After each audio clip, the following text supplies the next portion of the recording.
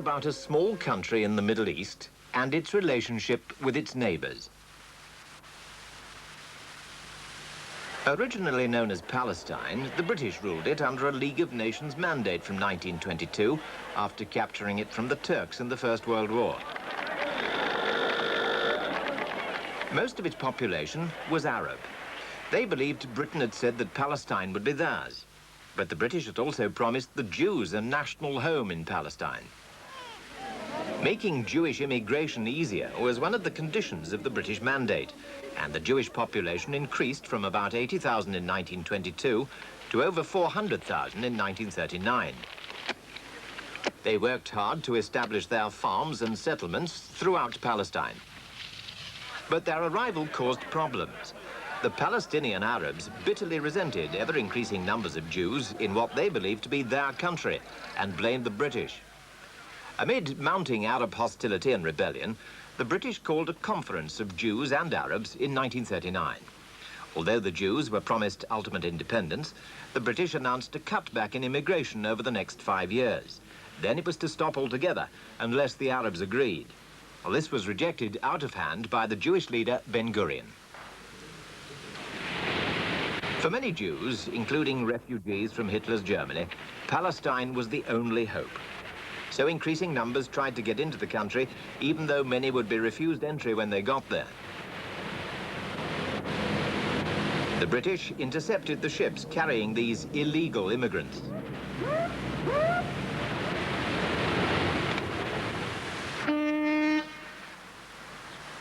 Boatloads were brought ashore and put into detention camps before being sent back to Europe. The British were criticised for what many felt to be inhumane treatment of desperate refugees. So some Jews decided to take the law into their own hands and fight both the Palestinian Arabs and the British. They blew up the King David Hotel in Jerusalem in July 1946.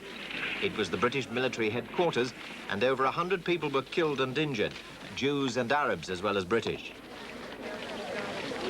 This horrifying incident led to more Jewish and Arab violence and more detentions. Britain appealed to the United Nations, who recommended partition, separate Jewish and Arab states. The Jews said yes, the Arabs no. Finally, on the 14th of May 1948, the British gave up their mandate and the State of Israel was proclaimed by Ben-Gurion, their first Prime Minister.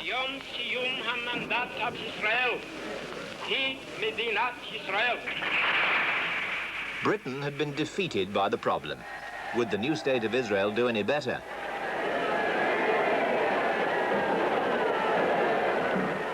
One year later, Israel was to become a member of the United Nations. Formally declare Israel admitted to membership in the United Nations. But this was only after Israel had survived a violent attack by Arab states who believed Israel had no right to exist. In May 1948, Syria, Egypt and Transjordan attacked Israel from the north, the south and the east. But the Israelis fought back and managed to defeat the Arab forces. Fearful of Israeli reprisals, thousands of Palestinian Arabs fled from Israeli territory.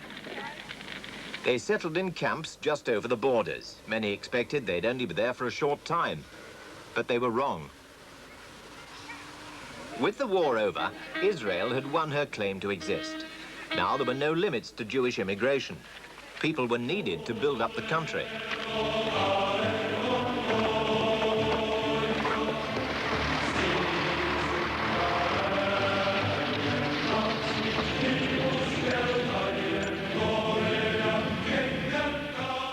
All the new states' borders were with Arab countries, of which the most powerful was Egypt, immediately to the west. This country had been ruled since 1936 by King Farouk. At first he'd been popular, but the corruption of his governments and his way of life lost him general support. So on the 23rd of July 1952, the army revolted against the king. They expelled him, did away with the old political parties, and set up a republic under General Naguib.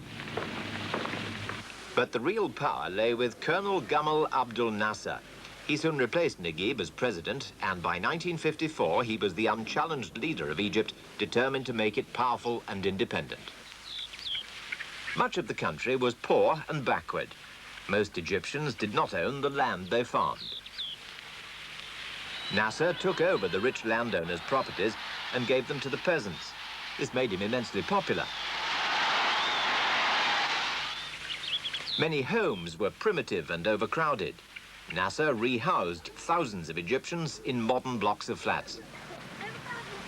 He took over a country where many had no proper medical care. So new clinics and hospitals were set up in many parts of Egypt. Much of Egypt's economy depended on an adequate and regular supply of water. But this was not always available or reliable, so one of Nasser's most cherished projects was the giant Aswan Dam, designed to irrigate large areas of Egypt and provide hydroelectric power. Nasser also wished to build up his military strength. When the West refused to give him what he wanted, he got weapons and planes from the Czechs. He denied Soviet influence, but Britain and America now refused money for Aswan. So the Suez Canal, owned by the British, was nationalized by Nasser in July 1956 to give him the money he needed. This was to lead in October to the confrontation between Egypt, Britain and France, known in the West as the Suez Crisis, and by the Arabs as the tripartite aggression of Britain, France and Israel. Under a secret agreement with the French, who'd also involved the British, Israelis, in retaliation for many irregular attacks launched from Egypt, struck through Egypt's Sinai to reach the canal. They were highly successful, capturing many Egyptian prisoners. The British and French called for both sides to withdraw from the canal itself, which would have allowed the Israelis to stay in Sinai. When the Egyptians refused, Britain and France sent in their bombers and troops to force them out.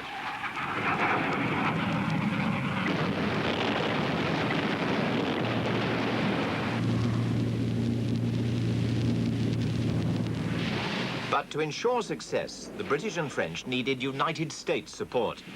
This the Americans were not prepared to give, as their president explained. The United States was not consulted in any way about any phase of these actions, nor were we informed of them in advance.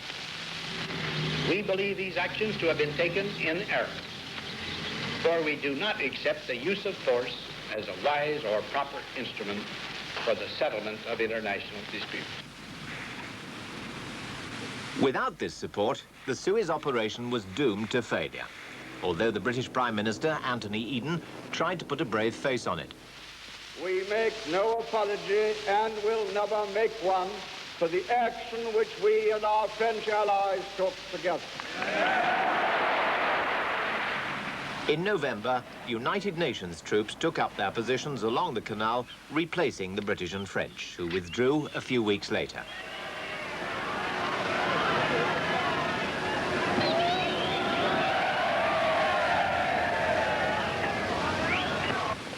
Even the Israelis, who were much less ready to give up their territorial gains, were, in the end, persuaded to withdraw. For the Egyptians, the Suez affair made Nasser a national hero. To many outside Egypt, he became a symbol of resistance to Western colonialism and imperialism. He set up the UAR, the United Arab Republic, in 1958. The UAR joined Egypt and Syria together, but Egypt was by far the stronger partner. Nasser believed in the unity of all Arab countries, but with Egypt to lead them. He persuaded Russia to provide the money for the Aswan Dam.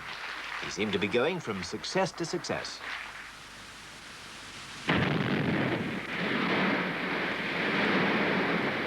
Soviet influence in Egypt grew. Their technicians and money helped to realize Nasser's dreams of a modern, industrialized Egypt, more than ever well-suited to lead the Arab world.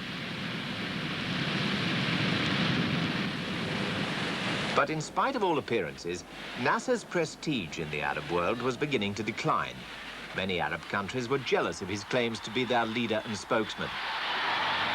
Egypt was spending more and more on weapons of all kinds, mostly from the Soviet Union. Nasser decided that these should be used to deter any future Israeli attack.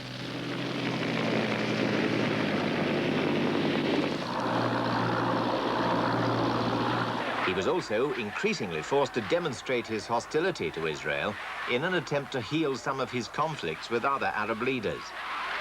He began to prepare for the eventuality of war. In May 1967, amid growing tension, he ordered the United Nations, who'd been there since 1956, out of Egypt.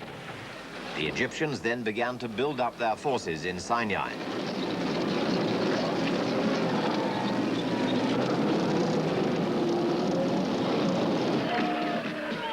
Meanwhile, the Israelis had been building up their armed forces too. They were largely supplied from the West, particularly France. Their army was well trained, tough and confident.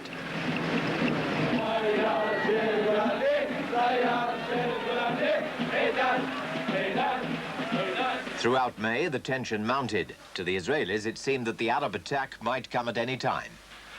Then, at the end of May, King Hussein of Jordan came to Cairo to sign a defense agreement with Egypt. He was the last link in the Arab chain around Israel.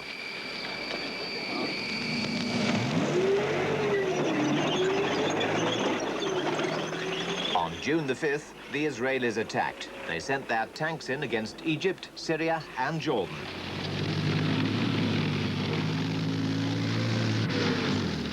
Israeli planes struck the Egyptian Air Force on the ground. The Israelis swept through Sinai, driving the Egyptians back over the Suez Canal. It was a total disaster for the Egyptians. They lost over 10,000 men, 700 tanks, hundreds of guns, and nearly all their warplanes. And it was all over in 6 days.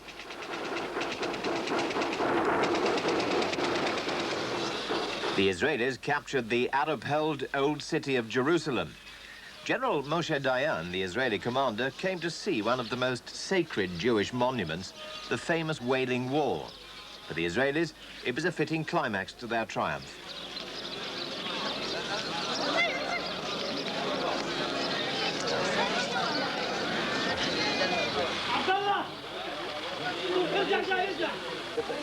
But for the Palestinian Arabs, it was another story. Once again, as in 1948, thousands of refugees escaped across the River Jordan. Altogether, 400,000 fled from the territories occupied by Israel after the Six-Day War. They joined the other refugees in overcrowded camps, relying on rations largely provided through the United Nations. Some would remain there for a long time. After her victories in the 1967 war, Israel extended her borders. She now occupied Arab land in the north, east, and the south, where Sinai was her biggest conquest. The Golan Heights were now under Israeli control. Previously, Syria had been able to threaten Israeli farm settlements. Now they were secure. But a new threat to Israel now developed. It came from among the Palestinian refugees in camps like these. Many had been living in the Arab countries bordering Israel for nearly 20 years. These countries didn't try to absorb the Palestinians on the grounds that it would make it difficult for them to claim that their real homes were in Israel. For nearly 20 years, the Palestinians relied on the Arab governments to help them return to their homes and support them in their fight against Israel. Then they decided to take the matter into their own hands, led by men like Yasser Arafat, who believed Palestinians had to fight to gain recognition.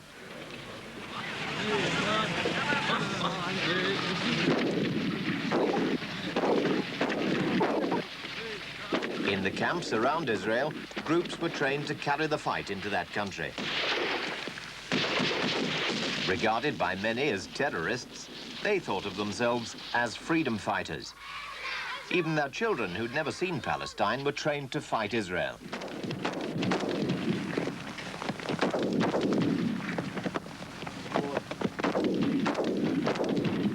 The 1970s were the years of the terrorists. At Dawson's Field in Jordan, to gain international recognition for their cause, Palestinians hijacked Western airliners and demanded the release of Palestinian prisoners. They were prepared to threaten the whole world. We will treat them in the same way their governments treat our own prisoners. The PFLP warns that any stupid intervention to free the hostages will only endanger their lives. The medical team of PFLP... If their demands were not met, they acted ruthlessly.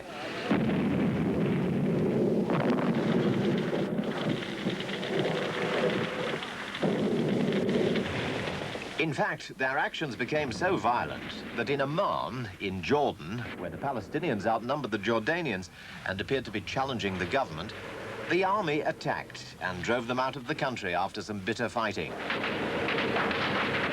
But the terrorist attacks continued, particularly on Israel.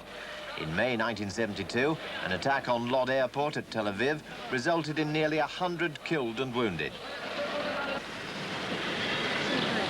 Then, in September, 11 Israeli athletes were murdered at the Munich Olympic Games.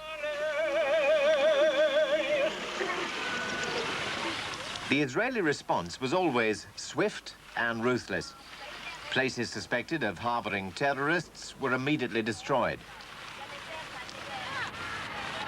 But in places like the Gaza Strip, many Palestinian Arabs continued to live under Israeli control.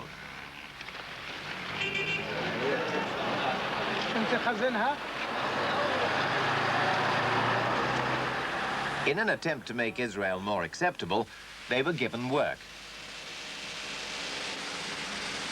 Meanwhile, in Egypt, on the 28th of September 1970, President Nasser died.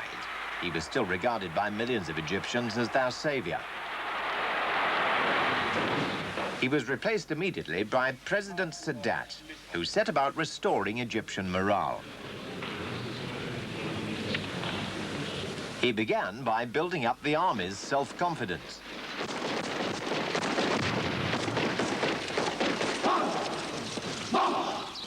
Sadat was convinced that unless Israel was defeated, she would never withdraw from the territories she'd occupied in 1967. So, on the 6th of October 1973, Egypt and Syria launched a surprise attack on Israel. Because it was a Jewish religious holiday, Israel was unprepared, and the war was bitter with heavy casualties on both sides.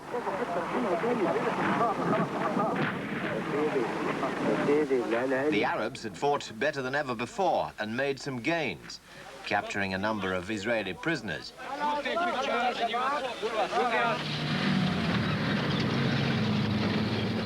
But towards the end of the war, the Israelis succeeded in crossing the canal.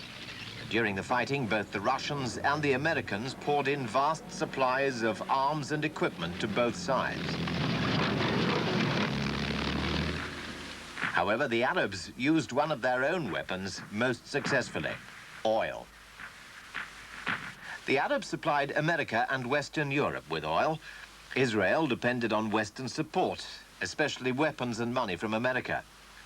When the '73 war began, Saudi Arabia tried to stop this Western support by doubling the price of oil and then cutting off supplies altogether to America and Holland. The war lasted 17 days, and at Geneva in 1973, Israel and her principal Arab opponents met for the first time to discuss the conditions of peace. The dangers of a confrontation between Russia and America had led them to impose a ceasefire on both sides. Only Syria stayed away. What was the outcome to be? We can make propaganda, or we can try to make progress. The American attitude is clear. We know we are starting on a journey whose outcome is uncertain and whose progress may be painful. We are conscious that we need wisdom and patience and goodwill.